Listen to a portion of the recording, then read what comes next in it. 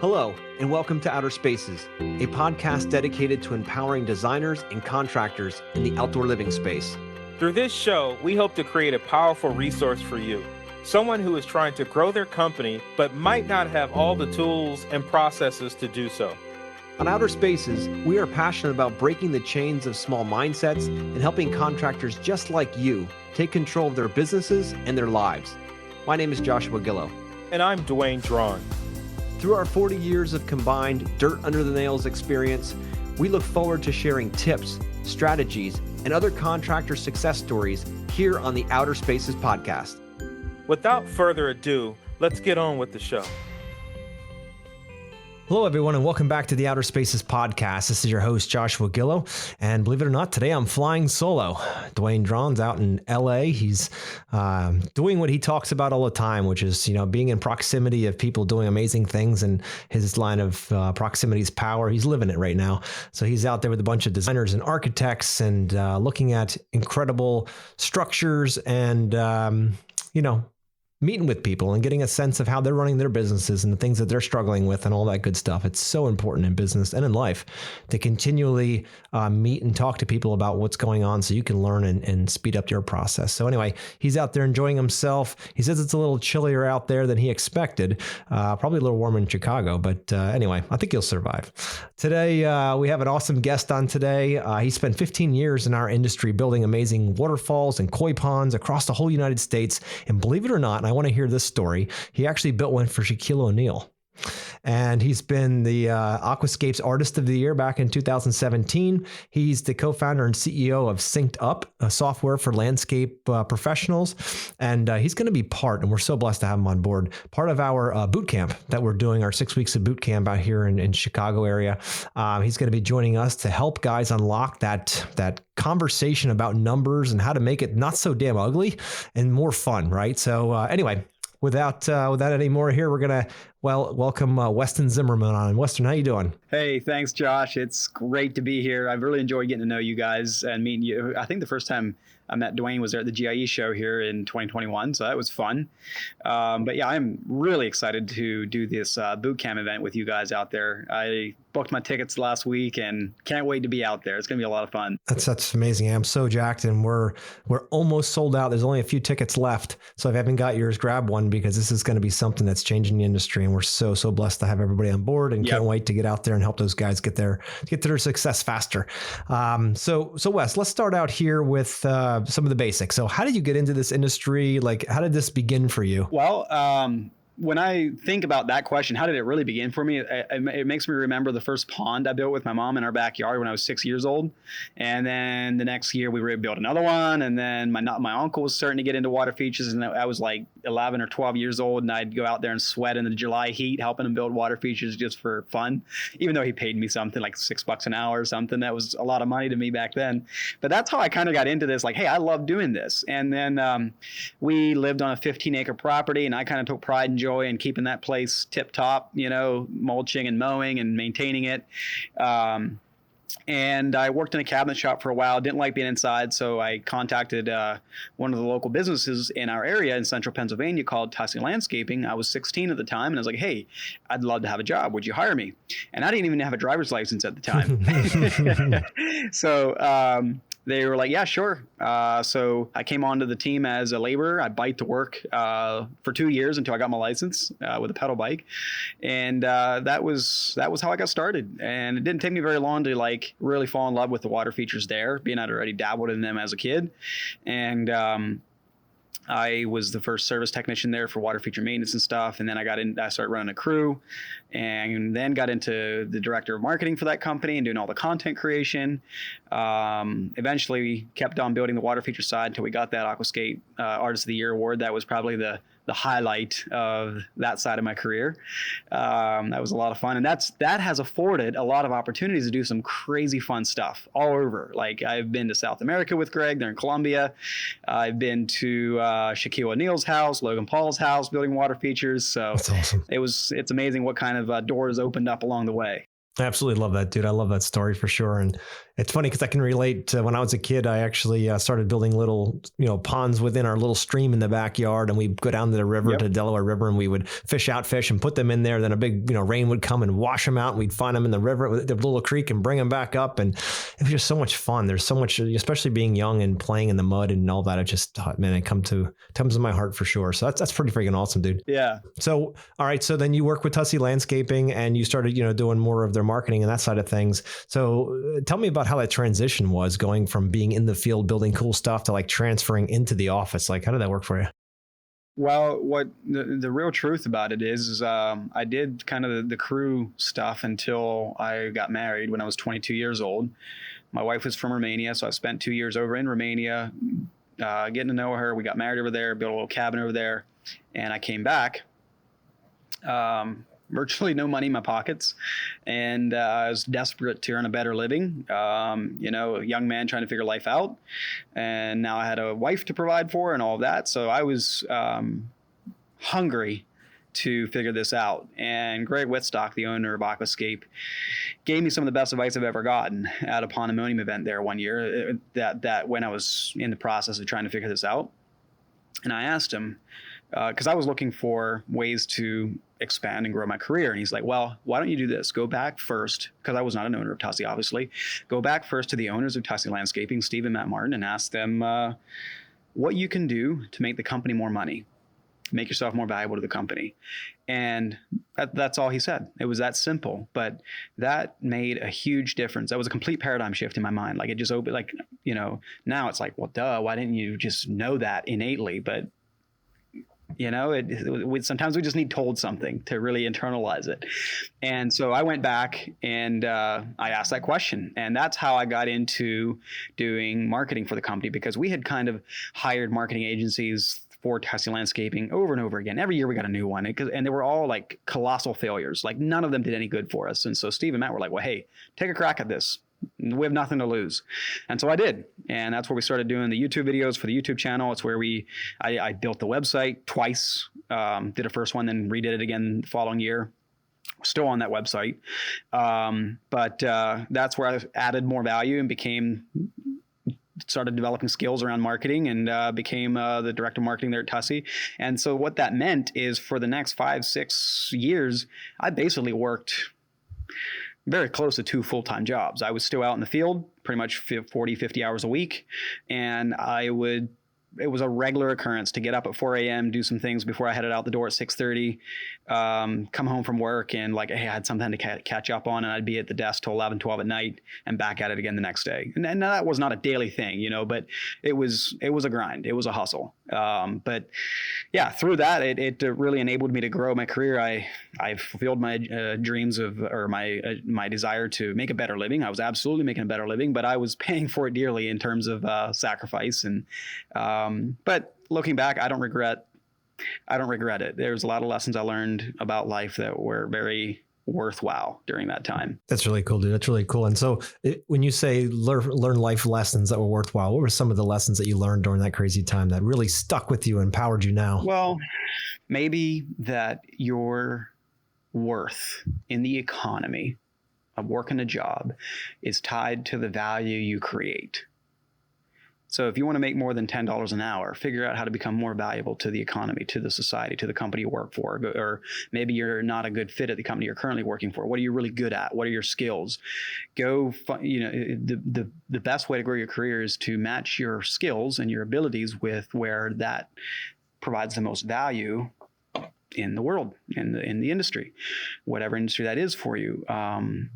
And so having that mental, I think a lot when I look out across society, people struggle to connect, like, oh yeah, we all want a new car, a nice home, whatever. But we have to create value. Like, basically, production is what matters. Like, what am I doing to produce value to the company I work at? That's what you get paid on. And so connecting production to compensation is one of the lessons I learned. Another lesson I learned is Steve and Matt were fantastic business owners, very generous, very selfless in the way that they ran the company. And that has been a huge life experience lesson for me, and a role model that strive to attain, and what we're doing now with Synced Up. It was a tremendous example. Hardly a day goes by that I don't think back to those examples of real life scenarios and where the owners were willing to take a loss to make a customer happy or whatever it was. And obviously you can't do that to every customer, but eventually, most people aren't crazy enough to take advantage of you when they really see that, hey, all I want for you to do is be happy with the service we're providing for you. Yeah, exactly. Thinking about that customer and knowing they're not always right, but when the situation comes up that you step up when you do what's right in your heart, right? And correcting or righting a wrong in some way. But that's freaking awesome, dude. It's great that you had such great role models throughout and that could help guide you, through your process of growing now. So you go from building awesome outdoor, water features and all that. Why software, dude? Why go that direction? I mean, seriously, that's completely opposite. Yeah. And what makes it even more weird or unusual is I was not even the owner of a landscape company that came up with the software. And truthfully, Synced Up has been a team effort from Tussie. It wasn't just me, but it was kind of like the story behind that is when I got more into the director of marketing and more into the operations and the leadership type meetings, I kind of liked technology. And so this kind of got thrown in my lap. Hey, figure out what to use for the company. We got to solve this scheduling problem or whatever it is, this workflow problem. And so I was the one doing the research, finding the softwares, onboarding, implementing, teaching people in the company how to use it. And we went through 1, then 2, then 3, then 4, then 5, and so this was kind of where this passion got lit, I guess. And the other thing is my dad worked in telecommunications technology all his life, and he sold his company right around this time when I started becoming responsible for this stuff at Tussie Landscaping. And the company he sold his business to had a software development division. And my dad started working in that part of the company some. And I remember coming home from the job sites in the evenings. We're chilling on the back patio and I'm looking over his shoulder, what he's doing on his laptop. I'm like, tell me about that. Like, I saw these cool pie graphs and this cool software, and like, I knew what he was doing, and I saw, oh, you're building this, and so you mean you can just like have a real world workflow, and then you like build software to like make that easier, and so this was where the wheels started turning. Fast forward a year or two, I actually convinced Steve and Matt and even the leadership sales team there at Tussie to actually look at this seriously. We had some meetings, and decided like. Well, there was kind of the catalyst to this is we had been through a handful of softwares. We were frustrated that we could not handle the whole lead through invoicing process of our business underneath one umbrella. And could you? I mean, there's a lot of products out there that say, yeah, from lead through invoicing. Yes, but we were also trying to know our numbers and be responsible and be job costing and knowing our profitability. And most softwares on the market, there's a couple exceptions, but most softwares in the market focus more on digital efficiency, digital proposals, invoices, whatnot. But they're completely blank and void when it comes to knowing your numbers and job costing. And we were trying to merge those two worlds. And the softwares we were using to know our numbers, like building a budget, pricing our estimates for profit, weren't the greatest at operational efficiency. And plus the one that we were using did not do job costing, and even to this day does not do job costing. And that was like the biggest, like, you've got to be kidding me thing to us, is like, why would you build a tool to go through all this work of budgeting, estimating, doing all these projections, like, yep, I'm going to price my jobs responsibly and profitably, and then like have no mechanism to check how you actually did in the real world. And so we're like, we can't believe that this didn't exist. So that was the catalyst that got us serious about like, hey, should we build a tool for ourselves? At first it was build a tool for ourselves. And I was kind of the one that had like, well, hey, in the back of my mind, I'm thinking like, this is not a problem that's unique to us. This is an industry problem. Like, I kind of wanted to take this and turn it into its own business and its own product and sell it to other landscapers that I know have the exact same need. Right. So that's how we kind of fell in to the software. And we were naive. We had no idea what we were getting into. I'm telling you. So picture this. I was already director of marketing, already full-time foreman, and I'm throwing this into the mix. So my quality of life, bless my wife's heart, was not the best for probably 2 or 3 years. A lot of sacrifice, but it was something that I don't know where the tenacity came from, but I was just determined to make this work. And this year in the last year has probably been when I stepped out of my field role at Tuscany Landscaping, so I'm no longer in the field full time, and that has really increased the quality of life a bit. And I thank my wife for her patience. But now I'm firmly committed to this new trajectory, along with the software and synced up, and ultimately to try to shortcut the learning, the school of hard knocks that Tuscany Landscaping lived through for 15 years to figure out their numbers and how to be efficient and profitable, and try to like package that all up and put a bow on top of it that other people can just like step into and shortcut that learning curve down to months for themselves and their businesses. I love that, dude. I love it. And you know what I love more about you and your story is the fact that you're like us. You were out there in the field just up until recently, right? I grew up in the industry as well, hands dirty and working your ass off all day long. And then, coming home and running the books and trying to figure out if you're making any money. And oh my goodness. And you're like, I am making money, but never really checking against it because deep down that you didn't quite do as well as you thought, but you want to think you did, right? Because when you check it, then it's like that slap in the face. It's like, damn it, I did it again. I shortchanged myself for that project. She said, I told her it's 9,500 and she said, what about $9,000? And I'm like, okay. And next thing you know, that 500 doesn't come off the top. It comes off the bottom. So, right out of your pocket. And you're like, oh goodness, it's only $500. Yes. But when the margin, your profit margin was only 900 to begin with, you only made 400 instead of 900. You know what I mean? So that's more than a 50% drop in your profit. So things like that, you just don't think about as you're going through because it's all exciting. I want to get the project. I want to make Mrs. Jones happy. I want to do all this stuff. And then you have no way to check it. So what I love about your approach, it's just not only, lead all the way through invoicing, but it's also being able to check yourself and your team, and being able to keep everyone accountable. That's really an important piece. I know a lot of guys and gals listening out there now, especially starting in business. The numbers are scary. Exactly. You think, it's like, I'm a passion driven person. I just want to build cool shit. Just the numbers just get in the way and they're just icky. And you're like, what do I charge for this? How much should I make on this project? What's right?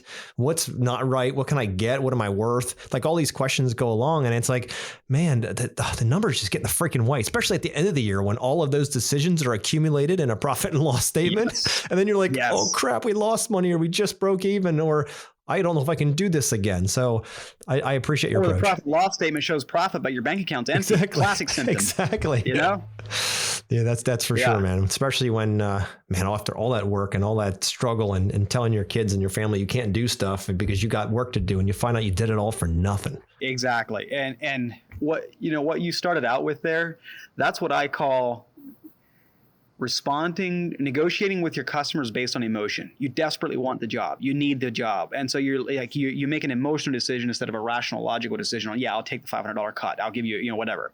And what I tell our users all the time is like, don't negotiate it on price. Yep. Negotiate on scope of work. If they're saying, hey, can you do it for $9,000? Sure, I can swap out for a cheaper paver and then we'll do it for $9,000. We can make the patio a little bit smaller and then I'll do it for $9,000. But if you want what I described here in this scope of work, it's $9,500, no exceptions. We have also a rule here at Master Plan is, if you want to change price, there's only three ways. There's only three levers you can pull as a customer. One is to change material. Okay, you don't like pavers, too expensive. Let's go with concrete. Let's go with a different paver, whatever. Yep. The other option is to change scope. Okay, which feature or function would you like to take out of this design in order to bring our price down? And then the third is sweat equity. So, all right, so we have some demo in this project. Couple trees got to be taken out. A deck has to be taken off. How about you guys take care of that? We can take that off the price. You take your weekends, get a dumpster and a machine and pull those, concrete footings out and all that stuff. Like make it a thing, right? pretty soon that $500 savings they were trying to go for looks cheap. Exactly. And you're like, the only three levers you can change, the numbers because think about it, Wes, and I know you already know this, but I want the listeners to be thinking about it that are typically discounting their work. If you went in for that $9,500 and you said, all right, 9,000 will be fine. What do you think the homeowner's thinking? Shit, if I didn't open my mouth, they would have taken me for $500. They would have screwed me because they didn't really want 9,500. They were trying to get more from me than what actually should be. So 9,000 is where it should land. So think about it. You're starting out your relationship with a lie. Yeah, exactly. It's like, it's subtle and it's subconscious, but it's like, were they trying to like game me, gouge me, or like how? Yeah. If I said 9 and they said sure, like where'd the 9,500 come from? It's sneaky. So that's a very good point. So you stand your ground. Your price is your price, and you move on. You have those 3 levers, guys. So if somebody starts negotiating price with you, say sure. Which of those 3 levers would you like to pull? Yep. That's it. If not, there's a door. And then shut up. Yep. STFU. Yeah. Let them talk. Because you know what? The next person after that comment, the next person that talks is the one who bought the project. And if your mouth opens first, you just walked away with nothing. Right.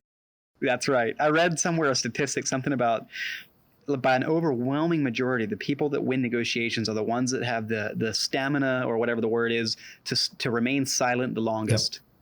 The ones that are the most able to stand through an uncomfortable silence. Absolutely true. Those are the ones that will win the negotiation. Because the other party feels the absolute need to fill the vacuum with sound, and the weaker one will do that.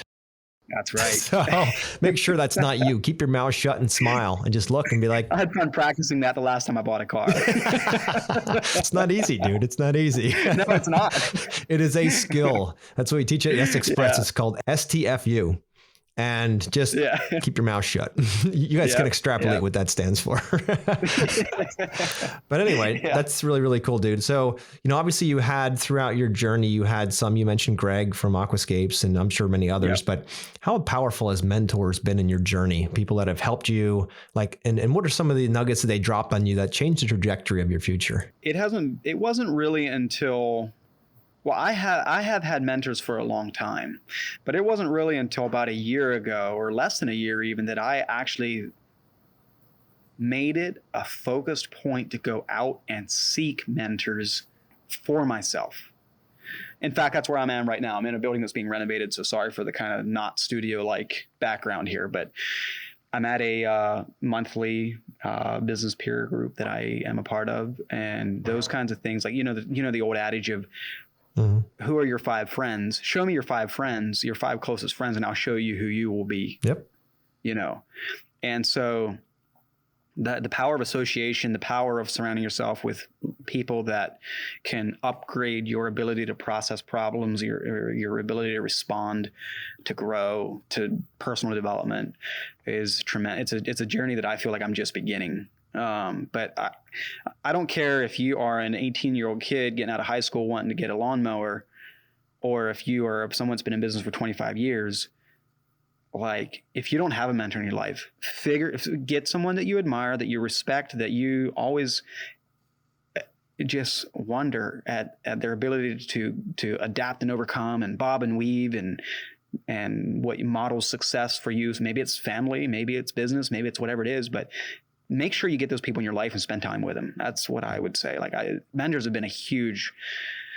had a huge impact on my life. I love that. And how often have you approached somebody and said, I'd love to learn more about your secrets and how you've done it? How did you do it? How many times? That's hard. It is. But how many times have they rejected you and said, little kid, get the fuck away from me. I don't want to talk to you. Does that ever happen? I probably was never brave enough to ask someone that would have said that. I can think of some people that might be the response I would get if I'd ask them, that I do respect how they do their career, their families, or whatever. But no, I did this year, actually, I did approach someone and was like, hey, whatever you're doing is amazing. I need more of it. How can we develop some kind of mentoring relationship? And that's what we do now. And that's awesome. It takes initiative. Like this kind of thing doesn't fall in your lap. Personal development doesn't come naturally. Growth is painful.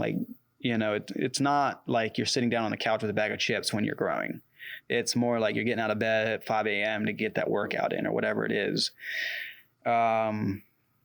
So if you're wanting to grow, I want to grow. I want to be successful. I want to have this and that and be fulfilled and have meaning and purpose in my life. Well, then get ready to be uncomfortable and get ready to experience pain and a certain level of uncertainty and exercise a lot of faith. Absolutely. You say faith, and that's one of the big things that is so important. When it comes to what pulls you forward, knowing that you can, that you will achieve, that you will conquer, regardless if it's the way you think it's going to be, but that deep down that there is a way. You just have to keep hitting that wall until you go through it. Yeah.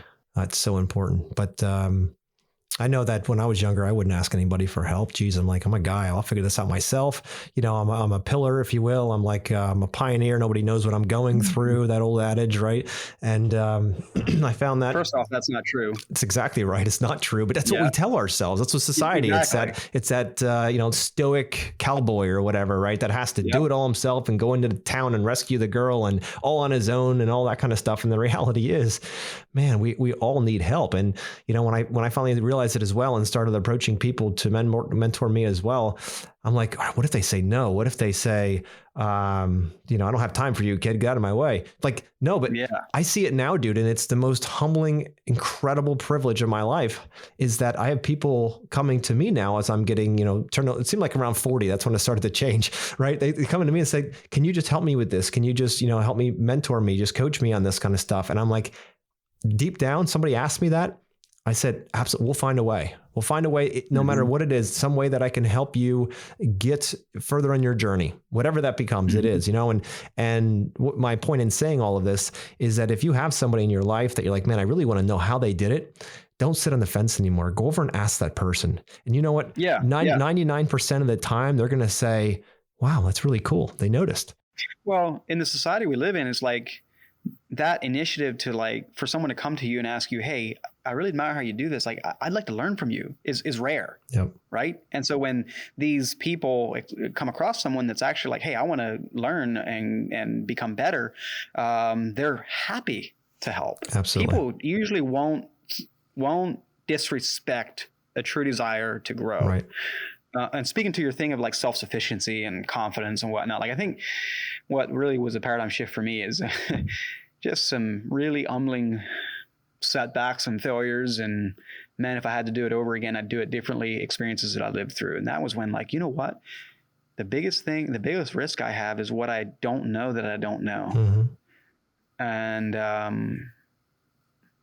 that is when I need people to kind of be my sounding board or tell me when I'm being an idiot or not seeing something obvious or someone to just bounce off my thought process to get feedback, sanity check ideas, those kinds of things. That was a bit of a shift for me, I think, when I actually was like, I need to intentionally seek out those kinds of things in my life. Absolutely, dude. Absolutely. And eventually I think it becomes almost a necessity. Like you realize at a certain point in life and in business that you don't have all the answers. And if you're going to sit here and try to figure it out on your own, it's going to take you an extraordinary amount of time. And then you see others blasting right past you and you're like, how are they doing it so fast? And then you see they have this brother or sisterhood around them that are supporting them. To your point, you become the aggregate of the 5 people you spend the most time with. So choose wisely, right? And if you choose those people around you, people that are achieving what you want to achieve, either personal or spiritual or in business or whatever it might be, you're going to start becoming that. But if you lay with dogs, you're going to get fleas. So be very careful in who you choose, right?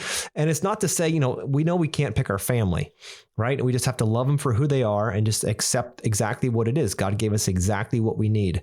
But at the same time, when it comes to selecting your peer group, you have to be ultra, selective about that, and not in a nosy kind of egotistical way, but, are these people 3 things you look for when you're building a team, right? You're looking for humble, you're looking for hungry, and you're looking for smart. Mm-hmm. That's the identities of the identity, if you will, of the perfect team player and of a mentor and of people that you want to surround yourself with. Hungry, humble, smart. And when I say smart, people smarts and smart in what they do, but you have those 3. That is the perfect soup, if you will, of an incubator for the best ideas and the most growth. I agree. There's 2 things that make those 3 words make me think of. One is tenacity. I love the word tenacity. Like refuse to fail or refuse to give up. Maybe or fail faster. Refuse to fail may not be the right thing, but you get the idea. And then the other thing is like, when I hear you say those 3 words, I'm picturing someone that is more worried about achieving an objective and an idea than they are about, well, what do I have out of it? What's my compensation? Yep. Ask that question after you've arrived at the finish line. Yep. If you're the one asking that question right at the beginning of the idea, it's like, I don't know if I want to work with you. Like if that's your number one question, like. Yep. I want the number one question to be like, how can we make this work? How can we make this succeed? As opposed to, well, how do we slice this pie? No, exactly. And to your point, if you don't have a strong mission deep down that's driven from your why, and that might be personal, that's fine, but you're focused on a team winning. You're focused on the world winning with your time spent in this, for instance, in software or in some other, writing a book. It could be anything really. That not just you win, you will win. But if that's your main objective of you winning and everyone else kind of paying the price of you winning, no one's going to get involved with your team. And that's how a lot of people run their businesses. They say, look, I started the business, so I get to reap the fruits of all this stress that I deal with. And you guys being stressed out every day as your employees, they don't get any piece of that pie. They just get to work every day, get their little piece of the pie, the itty bitty little piece called the paycheck, and you get to go on vacations and you get to have a big fancy house and a big fancy car, and they're sitting there barely able to feed their family. Yeah. Like that's the old adage, and that's not the way you're going to build a team. That's the wrong way to do it. You're not going to build loyalty that way. Hell no, because they see it's all about you. Yep. And when you start, And there's a guy I follow called Dan Martell. He's a SaaS founder, software as a service. Because since we're in the software business, a good guy I follow. But one of the things he said, and he's been very successful over and over, like repeated exits on his companies. But one of the things he says is, if you want to be successful, the first thing you have to figure out is how to make the people around you successful. Yes. If you do that, they will bend over backwards for you. 100%, dude. 100%. And that's something that I ask myself regularly these days of how, starting a new venture here is, how do I execute on that idea? Yeah, exactly. And how have you found the best way to put that to work? I know a lot of listeners are thinking, that sounds fantastic, guys, but how do we put wheels under this bus? How do we even bring this into our business? Yeah. Well, just a really blunt example is there at Tyson Landscaping, which is, when I started there, was maybe your standard $1 million landscape company in the hills of Pennsylvania. Today is a $5 million landscape company, very established, very successful. But even today, I see a lot of business owners in this industry where they'll drive in a brand new Denali pickup, and all of their employees are driving in 20-year-old rust buckets. And I'm just saying, like, dude, it's a free world. You can do what you want. But if that is the picture of your parking lot at your business on Monday morning, I'm not going to expect a loyal team around you, and so back to the point of figuring out how to make the people around you successful, figure out ways to incentivize and motivate them to grow themselves in their own careers and their own personal development, their own success. And it's more than just monetary things, right? Money is necessary, but yeah, first off, they should be making, figure out how to make them successful so they're actually providing value, and then figure out how to make them achieve help them achieve their definition of success. And that starts with a fair compensation. It starts with make sure, hey, I care about you more than just 8 to 5. Like, do you feel like you have the mental burden lifted off of your head sufficiently so you can go home and be present with your family or whatever that is, like caring about the whole person and not just the 8 to 5 persona. I don't know. I'm rambling here, but that's kind of what I think about when I think about your question. No, it's an excellent answer. And you're absolutely right when it comes down to that. It's about thinking of them as humans and as just like yourself. They have needs, wants, desires. They have things they want to achieve too. Work doesn't have to be the horrible thing they have to do in order to get the things they really want. Right. When they spin that around and their work becomes their career or their passion. Right. And you can figure out a way, as you mentioned earlier in this conversation, about how do you add the most value? And all of a sudden I say, wait a minute. So if I put more focus on being better at what I do every day, the business grows. Okay, great. That means the guy in the Denali can now buy, fancy tires for his Denali. Right. That's great. But when they see a direct line to them benefiting from their initiative as well, that tenacity to never give up and keep pushing, right?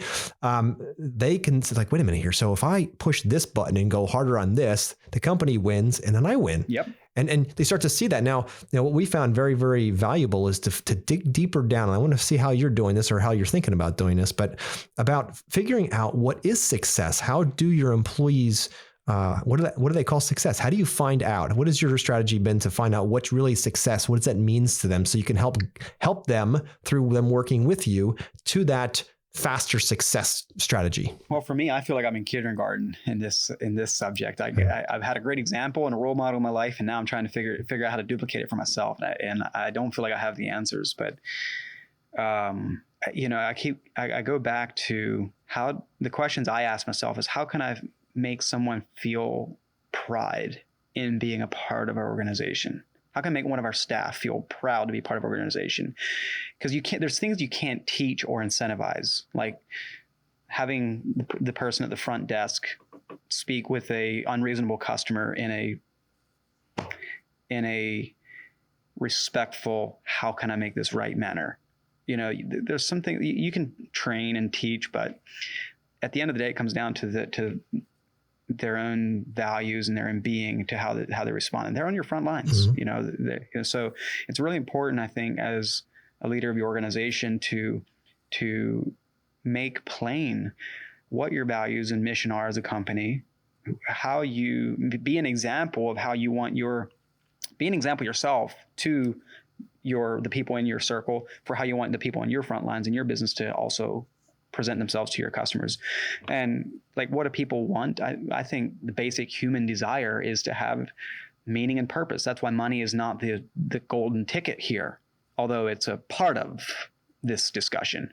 But having meaning and purpose and fulfillment, and that's where it kind of dips into the pride thing of being a part of an organization. Like, I put the Tussy logo in my office. I was proud to be a part of that organization.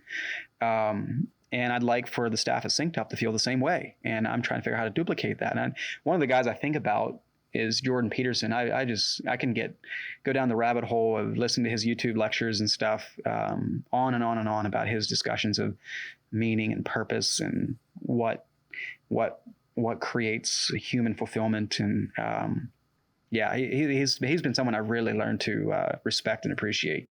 I love that. So again, you're looking for a mentor or a coach, right? Someone that can help you, that's been there, that can help you get there quicker and, cut through the clutter and get you right to the good stuff. And, you're spot on with that. It's a matter of finding what lights them up, because all humans have something that lights them up. And if they aren't lit up by what they're doing with you as a team, then maybe they don't belong there. Yeah. And if it doesn't get them excited, maybe a way you can filter that is this same Dan Martell. I saw a clip of him talking about his hiring process and vetting people to build a team that's loyal and productive. And he's like, one of the questions he always asks in his interviews is like, where do you want to be in 5 years? Where would you love to be? Yeah. Like, there's no restrictions, no financial, like, where would you love to be? And then most people struggle to answer that, right? Because it's like, I never thought about that. Like, or they struggle to articulate it. And then when they do, there's a question is like, do you have any ability to impact that? Maybe it's something that you have to I can't help you doing that. So maybe you're not the best fit for organization. Mm-hmm. But if the answer, and to give you an answer that's like, hey, I can actually help this person achieve that. And it's like, well, how can I help you get there? Yeah. If you give me your all, how can I help you get there? And when I think that's often what trips that trigger in people, and like, wow, this person will invest in me to help me achieve my own definition of my own fulfillment, right? So I know we're kind of all into theory, and how the question becomes, how do you make that real? And I don't know if I can really succinctly answer that, but it's a journey I'm on myself. I love it, dude. No, your explanation was perfect, dude. And that's really the beautiful part about it is you get it. You get the idea of aligning people's their life successes with the business, right? And I usually say, look, when you create a business where it's the vehicle to help others to their successes in life, yep, you will have a team that will row and row and row with you, and not because they're rowing for themselves, because they row for the mission in place. Now, you as the leader have to develop your leadership skills, and that doesn't happen overnight. It comes from a lot of deep work, yep, right? That 6 inches of real estate between your ears, and working through that and what really drives you and how to create that environment. So if you look at your business as that vehicle to help others to their success, imagine how easy it would be to hire, right? You ask certain questions, and if they don't fall into that and they're looking for a job and not an actual team to be part of as a family, then that's pretty simple. If they're all about them, they don't have the humble side of things, it's all about their ego and arrogance, they're not going to fit. Yep. You know what I mean? If they're not hungry, if they're like, I'll do my job, but you know what, I punch out at 5 and I'm going to go home, and the whole team's going 125% every single day because they are just lit up by this mission. and you've got somebody that's dragging along behind because 9 to 5 is enough, not going to work. Or if they're not smart and they can't communicate, and then you're trying to have a conversation because we're all very open and vulnerable, and they're just like, nope, sorry, you're not going to know anything about me. It's not going to work. Yeah, exactly. And in this society that we live in now, with labor being a tough thing to come by in our industry, this is, I think, this subject is getting more attention than ever. And one of the, you get on the Facebook groups and it's owners ranting about their terrible employees and they just screw up and they can't get anybody to help them. And it's like, I'm speaking to myself, but like my thoughts are, dude, look in the mirror. Probably the best book I ever read on this was Extreme Ownership by Jocko Willink. Mm-hmm. Yep. I read that book twice and I need to read it a third time. Yep. Like it is, that was one thing. Another thing I can point back to in my life so far as a paradigm shift as to how I view the world, the workplace, teams, businesses, everything. Yeah. Even family, even personal. Mm-hmm. No, for sure, dude. That's a huge piece. That's a huge piece for sure. But, it's a matter of finding that right thing. And as an owner, we get frustrated because we have enough on our shoulders. And the last thing we want to do is become therapists. What do you like to do? Where do you want to be in 5 years? Like, that's not part of our deal. Like, we're here to say, we got work. You want to work? Yes, go. But the problem is guys that are doing it that way. And I was guilty of this many years. So trust me, I'm throwing rocks in a glass house here. But the point is, once you realize that it's about the human experience, and you start thinking about, okay, well, these people want something more for their lives, not just a paycheck. Like they can go to McDonald's and get paid $18-20 an hour now. They want something that's mission driven. They want that, but they need a leader that'll get them there because they don't know what they can and can't do yet. So, you have to develop yourself as the owner. You should be focusing on as much leadership training as you possibly can in any way that makes sense for you, because that's really the next step in you taking your business to the next level and creating a team that actually shows up every day and loves what they do most of the time. Mm-hmm. Mm-hmm. Yeah. And it starts with yourself. Like if you're the one that's a leader or the owner of your company, start investing in your own personal development, get that mentor, read the Extreme Ownership, watch some lectures. Like in this day and age where everything's online, I mean, it's so easy to, we can access this information and development, like training like never before. Yes. Like imagine 100 years ago, like you'd have to have a chance meeting with someone or an introduction to get this kind of exposure to radical shifts in thinking. Sure. Today, it's like it's one search away. It's so exciting. It's one click away on Amazon. You got a book next day, dude. It could change your life. And I mean, one book that was, and I know I mentioned before in the podcast, but The Big Five for Life. It's a simple, unknown book. There's a fable in the beginning. They talk through this entire story, but the teaching within that is it absolutely transformed how I see business and how I see my life and my impact and what what the overall goal is here for me personally and also with teams. But it's called Big Five for Life, and just get a copy, read it. It helped really help because within our business we asked the question. We asked sit down with the team members like, okay, what's your PFE, your purpose for existence? Like, why are you here? What are you trying to solve? And then what are your big 5 things that you want to accomplish in your life that would be considered success to you? And we write them down and we actually look at each other's and we say, okay, cool. So when we're planning an event for the company, we're like, it looks like everybody loves to be outdoors. Why don't we go for a hike? Everybody loves that, right? Okay, well, you want to be here in 5 years or 10 years or 20 years. You want to retire at the beach. How can we help you get there, right? And to be part, now obviously with a 1,000-person team, that's a little bit more difficult. But most of the people listening here aren't running organizations like that. They've got a few employees, a handful, dozen or two, whatever, but that's still manageable at that point. And to be able to really understand what that is. And then, hey, when you do your yearly evaluations, are we getting closer? Okay, cool. We didn't get there this year. How do we get you closer to that beach house? Okay, well, maybe it's a retirement fund. Maybe it's something, I don't know. There's 1,000 different ways we can do it, but let's start thinking about a way that we can help you get there. Yeah. And then everything becomes doable and they show up happier and everyone's happier. I get up in the morning thinking, wow, it's not just about me. It's about we. This is incredible. We're all getting there. And I think probably the most rewarding moment is when you wake up or one day as a leader or an owner and you saw an employee do something that was completely not even asked of them, pulling their weight, going above and beyond of their own initiative. Yeah. And that's a direct symptom. Like we all want that as owners, right? So let's start being the leaders that actually make that possible. Yeah. and give those team members the space to make decisions on their own, understanding that just like whether you or I did it, mistakes will be made. Yeah. And give them the leniency of that. Yeah. We make mistakes. Why would we expect our team members to be flawless? Exactly. Right? And another thing I heard that I think about once in a while is like, don't delegate a task list, delegate authority. Talk about outcomes. Yes. Let them build their own task list. Yep. You know, and that kind of gets the brain kind of all symmetric and everybody pulling in the same direction. Well, it's the ownership side, right? Extreme ownership, like Jacko says, it's all about giving them the ability to make mistakes. Because look, when you look at a mountain and you say, you know what, I'm going to go up the path that everyone knows. It's very simple. We're going to go up that path. That's one way to do it. Somebody else might look at that and say, no, I'm going to go right up that rock face because I've got a certain skill. I'm great at climbing rock. So I'll go right up that rock face and shave hours off our trip. Mm-hmm. And you're like, but I don't possess those skills. So what?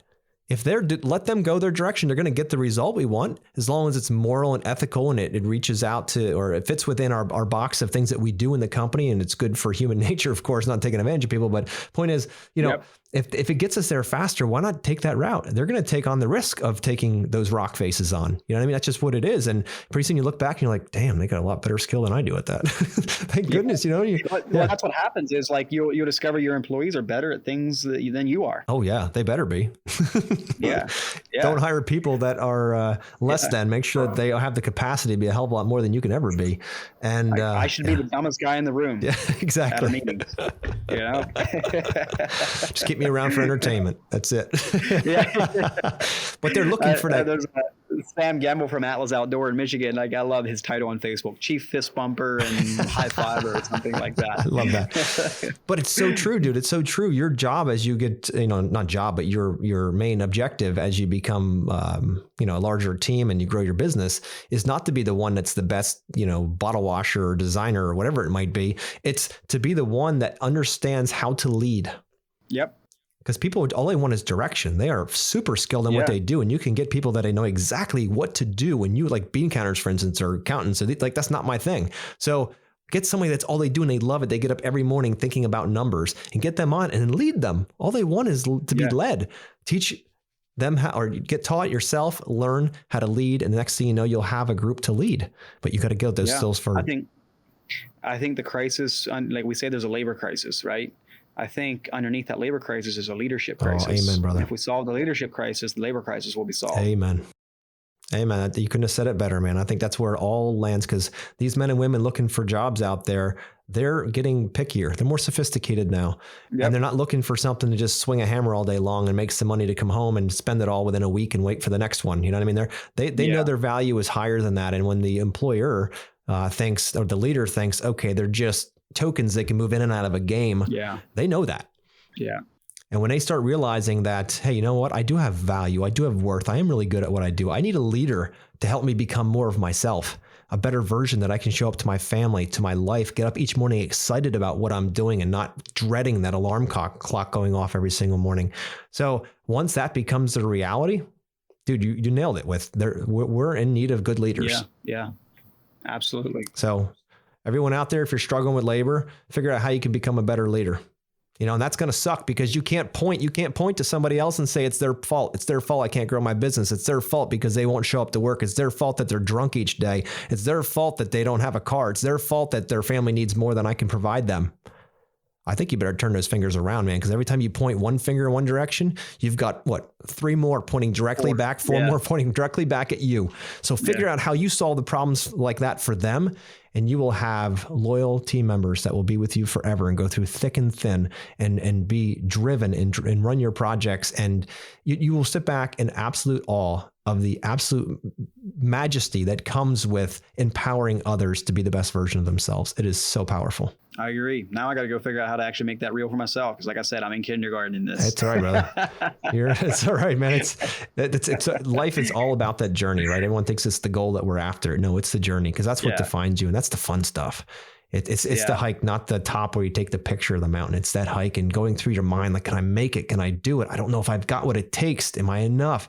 What are they going to think about me? All this kind of stuff. That's the journey up the mountain. When you get to the top, you're like, I need another mountain. It's all that journey. Yeah. That's really what it is. So, that's right. Man, I've really enjoyed this conversation, Weston. So how can people find you?